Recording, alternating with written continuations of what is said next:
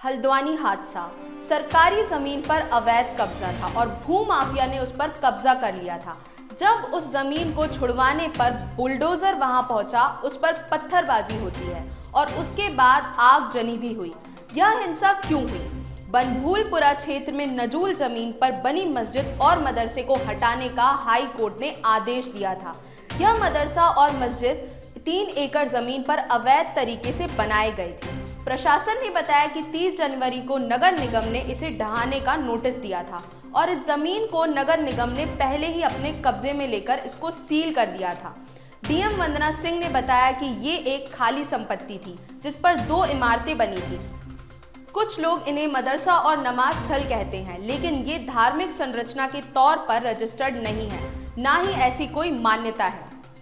उन्होंने बताया कि लोग इसे मलिक के बगीचे के तौर पर जानते हैं, लेकिन कागजों में इस बात का कोई रिकॉर्ड नहीं है।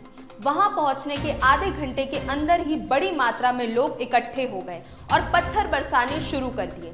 30 जनवरी से पहले छतों पर कोई पत्थर नहीं थे। जब अदालत में कार्रवाई चल रही थी तो छतों पर पत्थर इकट्ठा किए गए। मतलब यह सब प्लानिंग थी कि जब डिमोलिशन की कार्रवाई होगी तो हम इस तरह से फोर्सेस पर अटैक करेंगे और डिमोलराइज करने की कोशिश करेंगे। पहला हमला नगर निगम टीम पर हुआ और जब टीम पीछे नहीं हटी तो दूसरी भीड़ आई, जिनके हाथों में पेट्रोल बम थे, हाथों में फ्यूल भरी हुई प्लास्टिक की बोतल थी। उनमें आग लगाकर फेंका गया।